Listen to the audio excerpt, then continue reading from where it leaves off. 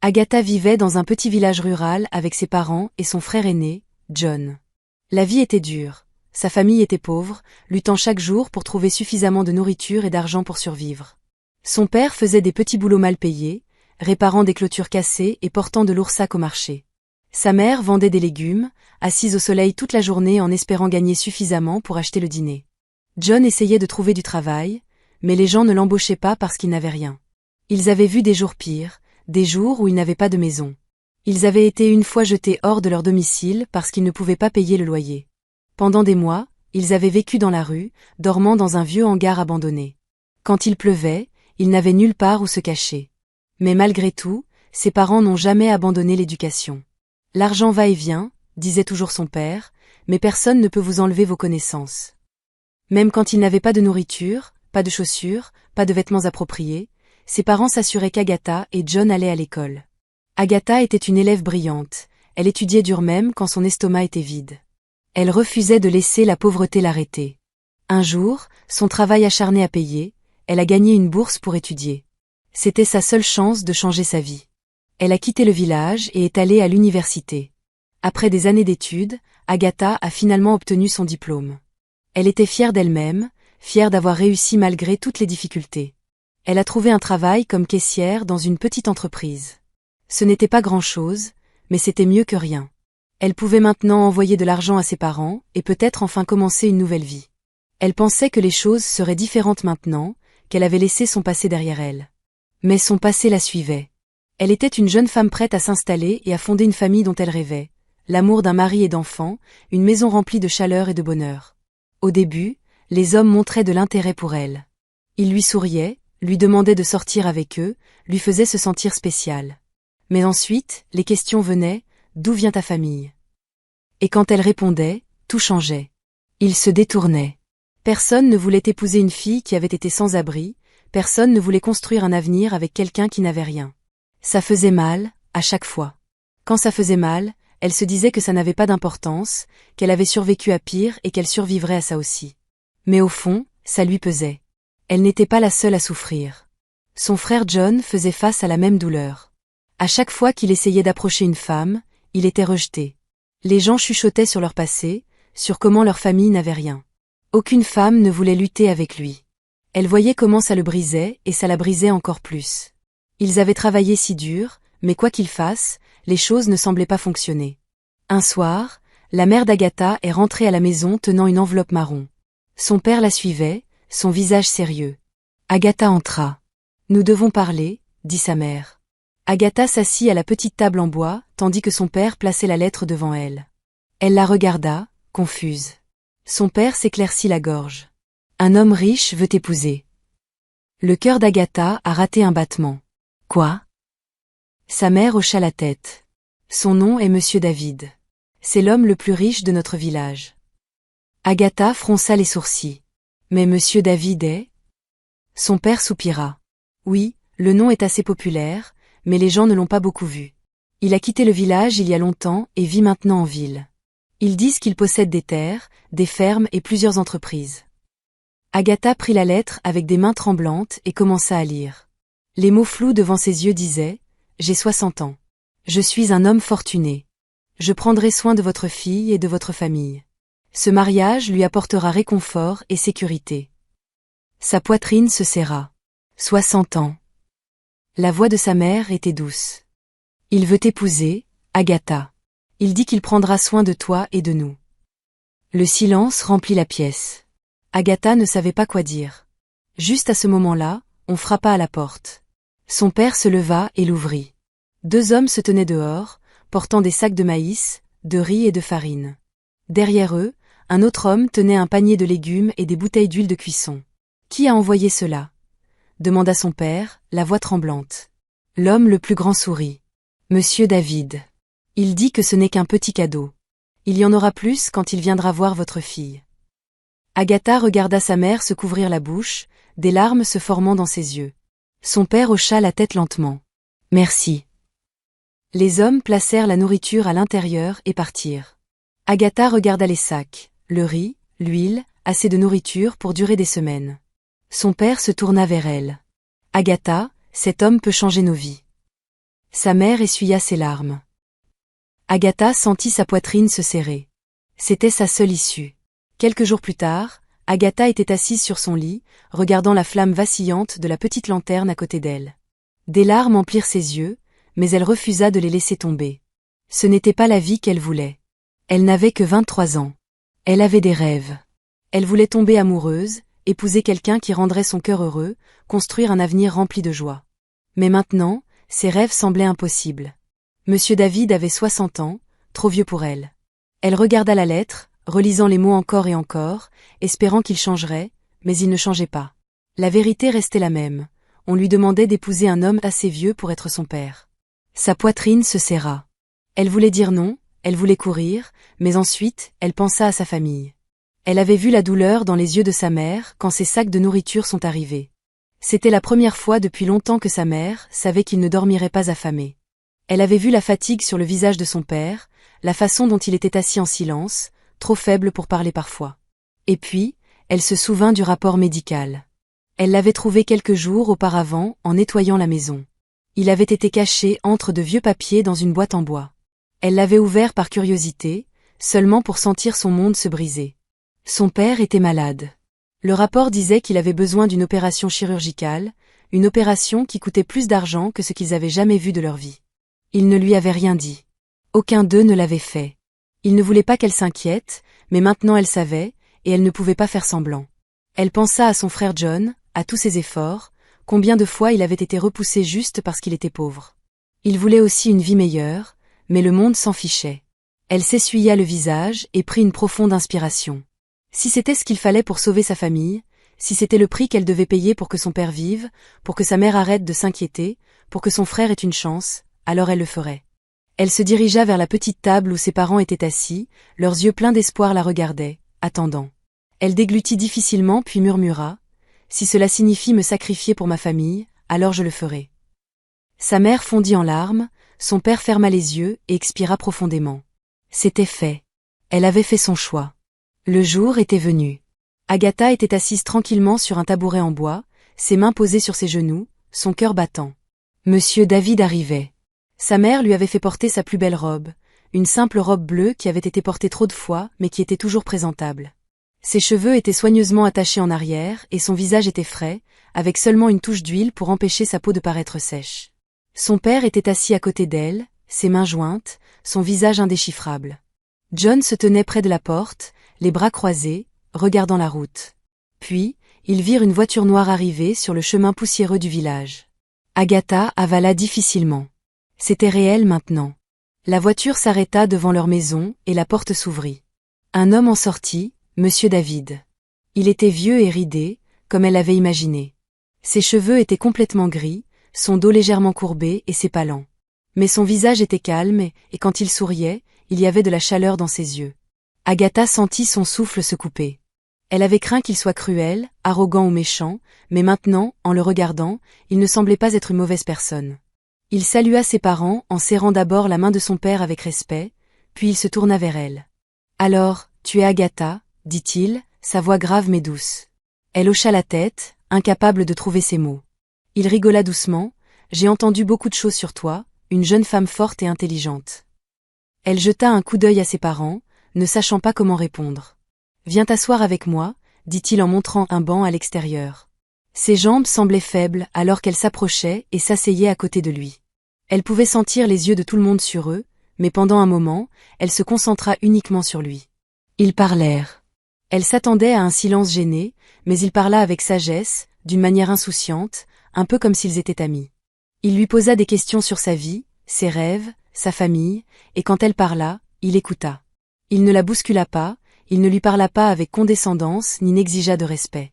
Au lieu de cela, il sourit et dit « Tu es une jeune femme brillante, j'admire cela. » Elle avait craint cette rencontre, mais maintenant, assise à côté de lui, elle ne se sentait plus aussi effrayée. Oui, il était vieux, mais au moins, il était gentil et il la traitait bien. Et peut-être, juste peut-être, ce ne serait pas aussi terrible qu'elle l'avait imaginé. Les jours passèrent rapidement. Avant qu'Agatha puisse accepter pleinement ce qui se passait, le mariage avait été arrangé. Sa mère et quelques femmes du village l'aidèrent à se préparer. Elles lui firent porter une simple robe blanche, pas chic, mais belle à sa manière. Elles tressèrent soigneusement ses cheveux et frottèrent un peu d'huile sur sa peau pour la faire briller. Les gens chuchotaient, certains avec excitation, d'autres avec pitié. Une jeune fille épousant un homme aussi vieux, elle n'avait pas le choix. C'est pour sa famille, Agatha les entendit, mais elle resta silencieuse. Elle avait déjà pris sa décision. Le matin du mariage, elle se tenait devant un petit miroir, regardant son reflet. Elle ressemblait à une mariée, mais elle ne se sentait pas comme telle. Ses mains tremblèrent en ajustant son voile. Sa mère entra et posa une douce main sur son épaule. « Mon enfant, murmura-t-elle, c'est ta vie maintenant. Sois forte, sois une bonne épouse, et souviens-toi, peu importe ce que tu es toujours ma fille. » Les larmes emplirent les yeux d'Agatha.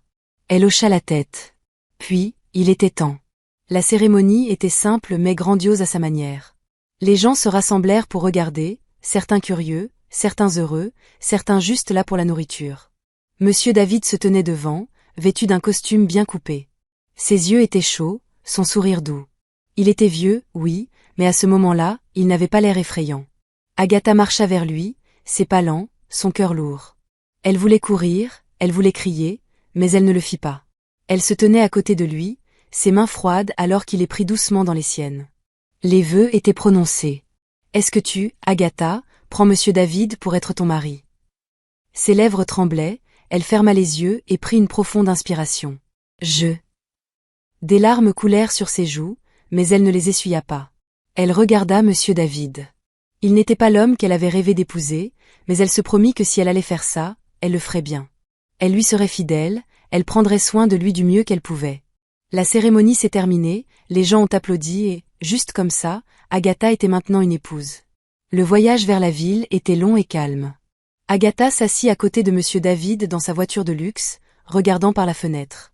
Les routes poussiéreuses du village se transformaient lentement en rues larges et lisses. Les lumières, le bruit, les gens occupés, c'était un monde différent. Son cœur battait fort alors que la voiture s'arrêtait devant une immense maison. Les portes s'ouvrirent et ils roulèrent à l'intérieur. La maison était grande et belle, plus grande que tout ce qu'elle avait jamais imaginé. Tout avait l'air neuf, brillant. Des domestiques se précipitaient pour porter leurs sacs à l'intérieur. C'était sa maison maintenant. Agatha suivit monsieur David dans la maison, se sentant petite et déplacée. Les pièces étaient grandes, les sols si propres qu'ils reflétaient la lumière au-dessus. Elle n'avait jamais vécu dans un tel confort auparavant, mais au lieu du bonheur, tout ce qu'elle ressentait était de la peur. Le mariage avait semblé être un rêve, mais c'était réel maintenant. Et ce soir, elle était attendue à partager un lit avec son mari. Son cœur battait fort. Elle n'avait jamais été avec un homme avant. Monsieur David remarqua son malaise. Il se tourna vers elle et sourit doucement.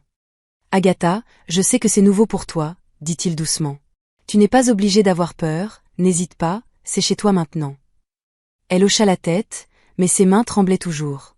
Après un moment, elle s'excusa et alla dans la chambre. Elle était immense, avec un lit blanc moelleux, un miroir doré et des rideaux qui coulaient comme de l'eau. Elle s'assit sur le bord du lit, fixant le sol, son cœur battant vite. Quelques instants plus tard, monsieur David entra. Il s'approcha et posa une main chaude sur son épaule. « Je vais d'abord prendre une douche, » dit-il gentiment. « Tu peux te reposer. » Elle hocha la tête encore une fois, incapable de parler. Monsieur David prit une serviette et entra dans la salle de bain. Elle écouta l'eau commencer à couler. Les minutes passèrent, puis 1 heure, puis 2. L'eau continuait à couler. Pourquoi prenait-il autant de temps? La peur d'Agatha revint. Il y avait quelque chose qui n'allait pas. Elle jeta un coup d'œil à la porte de la salle de bain, son souffle était superficiel. Devait-elle frapper? Devait-elle appeler son nom? Ses mains agrippèrent le drap du lit. Quelque chose n'allait pas. Agatha s'assit sur le lit, ses mains serrées ensemble. Le bruit de l'eau courante remplissait la chambre. 1 heure passa, puis 2. Elle n'arrêtait pas de jeter des coups d'œil à la porte de la salle de bain, se demandant pourquoi monsieur David prenait autant de temps. Son cœur était inquiet. Elle pensa à frapper, mais quelque chose la retint. Et s'il avait besoin d'intimité? Et si quelque chose n'allait pas? Son corps était lourd d'épuisement. La journée avait été longue, le mariage, le voyage, la nouvelle vie écrasante. Ses yeux devinrent fatigués. Elle s'allongea lentement en se disant qu'elle allait juste se reposer un moment, mais avant qu'elle ne s'en rende compte, le sommeil la prit. Un bruit soudain la réveilla. Ses yeux papillonnèrent. La porte de la salle de bain grinça. Elle s'assit rapidement, son cœur battant la chamade. La douche coulait toujours, mais l'homme qui sortait de la salle de bain n'était pas Monsieur David. Agatha se figea. Un jeune homme se tenait devant elle, grand, fort, beau. Ses cheveux étaient mouillés, son visage lisse et jeune, son corps enveloppé dans une serviette. Le souffle d'Agatha s'arrêta dans sa gorge. Elle ne le connaissait pas. Son corps devint froid de peur. Où était Monsieur David? Qui était cet homme? Elle cria. Elle trébucha en arrière, ses mains saisissant les draps, tout son corps tremblant. Qui es-tu? Cria-t-elle. Le jeune homme leva lentement la main, comme pour la calmer. Agatha, dit-il doucement. Elle haleta. Cette voix, elle connaissait cette voix. C'était la voix de Monsieur David. Mais comment?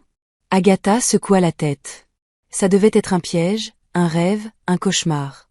Non, non, ce n'est pas réel, murmura-t-elle, sa voix brisée. Le jeune homme s'approcha. C'est moi, dit-il doucement. Le monde d'Agatha commença à tourner. Elle s'assit, gelée, son corps raide de peur et de confusion. Le jeune homme devant elle ne ressemblait en rien à Monsieur David, mais sa voix, c'était la même. Elle secoua la tête, essayant de donner un sens à ce qui se passait. Puis, il s'approcha. Avant qu'elle ne puisse bouger, il la tira doucement dans ses bras. Ses mains étaient chaudes, fermes, stables. Agatha, murmura-t-il. Puis, il l'embrassa. Ses lèvres étaient lentes, douces et profondes, la remplissant d'une chaleur inconnue. Son cœur battait fort. Pendant un moment, juste pour un moment, elle oublia tout. La pièce disparut, la peur fondit, tout ce qui restait était le baiser. Mais ensuite, la réalité revint en force. Non, elle le repoussa, son souffle irrégulier, son corps tremblant. Elle trébucha en arrière, s'agrippant au bord du lit pour se soutenir. « Où est mon mari » pleura-t-elle, des larmes plein les yeux. Le jeune homme soupira. « Agatha, écoute-moi. » « Non » cria-t-elle. « Je ne te connais pas. Où est mon mari? Où est Monsieur David » Elle courut vers la salle de bain, s'attendant à voir le vieil homme qu'elle avait épousé, mais elle était vide. Elle se retourna, sa poitrine se soulevant et s'abaissant de panique. Le jeune homme s'avança à nouveau. « Je suis ton mari. » Agatha secoua la tête violemment. « Non, non, c'est un mensonge. » Elle tomba à genoux en sanglotant. Le jeune homme s'agenouilla à côté d'elle. Il ne la toucha pas cette fois, il parla simplement. « Agatha, je sais que c'est difficile à croire, mais je suis Monsieur David. J'ai toujours été Monsieur David. » Elle leva la tête, son visage strié de larmes. « Comment ?» Il prit une profonde inspiration. « J'utilise un maquillage spécial pour avoir l'air vieux. » Ses yeux s'écarquillèrent. « Pourquoi ?» murmura-t-elle. Il la regarda, son expression douce mais sérieuse. « Parce que j'avais besoin de savoir qui tu étais vraiment. » Agatha déglutit difficilement. « Mon grand-père m'a dit un jour qu'une bonne femme ne se trouve pas avec de l'argent, mais avec de la sagesse. J'ai plus de richesse, Agatha, que la plupart des gens peuvent imaginer, mais je ne voulais pas d'une femme qui ne voulait que mon argent. Je voulais une femme avec un bon cœur, un esprit fort et un amour vrai. » Il s'arrêta. « J'avais entendu parler de toi, de tes luttes, de ta gentillesse, de tes sacrifices pour ta famille. Je voulais voir si c'était réel ou si, comme beaucoup d'autres, tu te marierais pour la richesse seule. » Le cœur d'Agatha battait fort. Tout tournait. Elle secoua la tête, des larmes coulant sur son visage.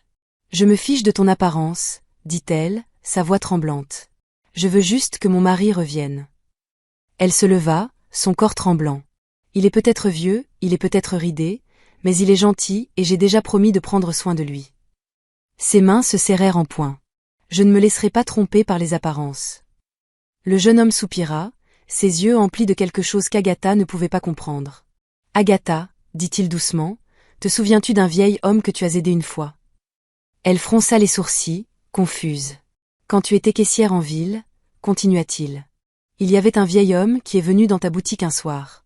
Il était fatigué, faible et avait du mal à payer sa nourriture, disant que son portefeuille avait été volé. Tu as payé pour lui et tu l'as aidé à s'asseoir. » Le cœur d'Agatha manqua un battement. Elle se souvenait. C'était une soirée froide et pluvieuse. Un vieil homme était entré, l'air épuisé. Il avait compté ses pièces avec des mains tremblantes, réalisant qu'il n'avait pas assez d'argent. Elle avait vu la douleur et l'embarras dans ses yeux. Sans penser, elle avait payé sa nourriture. Elle lui avait même apporté du thé chaud et était restée avec lui jusqu'à ce qu'il se sente mieux. C'était un petit acte de gentillesse. Elle n'y avait pas beaucoup pensé. Maintenant, cet étranger évoquait cela. Pourquoi me dis-tu cela murmura-t-elle. Le jeune homme sourit tristement. Ce vieil homme était mon grand-père. Agatha se figea. Il n'a jamais oublié ce que tu as fait pour lui ce jour-là, continua-t-il. Il m'a dit qu'il avait rencontré un ange, une femme au cœur pur. Il voulait en savoir plus sur toi. Le souffle d'Agatha se bloqua dans sa gorge. Il a fait une vérification de tes antécédents, Agatha. Il a appris des choses sur tes difficultés, ta famille et tes sacrifices, et il est venu me voir avec une demande. Ses lèvres se sont entr'ouvertes, mais aucun mot n'est sorti. Il m'a demandé de t'épouser. L'esprit d'Agatha devint vide. Au début, j'ai refusé, admit-il. Je ne croyais pas aux mariages arrangés. Je ne voulais pas épouser quelqu'un que je n'avais jamais rencontré. Mais ensuite... Il avala difficilement. Mon grand-père est décédé. Le cœur d'Agatha se tordit. Son dernier souhait avant de mourir était que je t'épouse. Les larmes remplissaient ses yeux. Je voulais honorer son souhait, mais je ne voulais pas être forcée à me marier. Alors, j'ai eu un plan. Je me suis déguisée en vieil homme pour te tester, pour voir si tu étais vraiment aussi gentille et compatissante que mon grand-père le croyait. Agatha était assise, abasourdie et confuse. Tout ce qu'elle pensait, savoir était brisé. Ce à quoi je ne m'attendais pas, ajouta-t-il, c'était de tomber amoureux de toi. Au moment où j'ai posé les yeux sur toi, le souffle d'Agatha s'arrêta. Tu n'as été rien d'autre qu'un ange pour moi, dit-il, tout comme mon grand-père l'avait dit. Elle sentit son monde tourner, tout prit soudain un sens, la façon dont il l'avait écouté, la façon dont il avait traité sa famille avec gentillesse, et puis il prononça les derniers mots qui arrêtèrent son cœur. Le monsieur David que les villageois connaissent est mon grand-père. Il la regarda dans les yeux, stupéfaite, et murmura, mon nom est aussi David. Agatha resta assise en silence, son esprit tournait d'émotion. Tout ce qu'elle avait cru, tout ce qu'elle pensait être réel, avait changé. Monsieur David, l'homme qu'elle avait accepté d'épouser, n'était jamais un vieil homme. Il l'avait testé, il l'avait regardé, il était tombé amoureux d'elle. Elle le regarda, le jeune bel homme debout devant elle. Pouvait-elle lui faire confiance? Son cœur battit alors qu'il frappait soudainement dans ses mains. La porte s'ouvrit et deux personnes entrèrent, les maquilleurs. Regardez attentivement, dit-il doucement. Pendant les heures qui suivirent, Agatha resta assise immobile pendant que les maquilleurs travaillaient sur son visage, couche par couche, ride par ride. Le jeune homme disparaissait lentement, puis sous ses yeux, monsieur David revenait. Le même vieux visage ridé qu'elle avait appris à connaître, le même homme dont elle avait juré de prendre soin. Les larmes emplirent ses yeux. Elle se leva, s'avança et toucha son visage. Elle pouvait sentir le maquillage, le déguisement, mais cela n'avait plus d'importance. Un sanglot s'échappa de ses lèvres et elle jeta ses bras autour de lui. Je me fiche de ton apparence, sa voix se brisa. Jeune ou vieux, je t'aime. David la serra fort. Et je t'aime, Agatha. Ils se tenaient là, enlacés dans les bras l'un de l'autre, des larmes de soulagement et de bonheur coulant librement. À ce moment-là, rien d'autre n'avait d'importance. Ni son âge, ni son apparence, ni la façon dont leur histoire avait commencé. Seulement leur amour. Et à partir de ce jour, ils vécurent heureux pour toujours.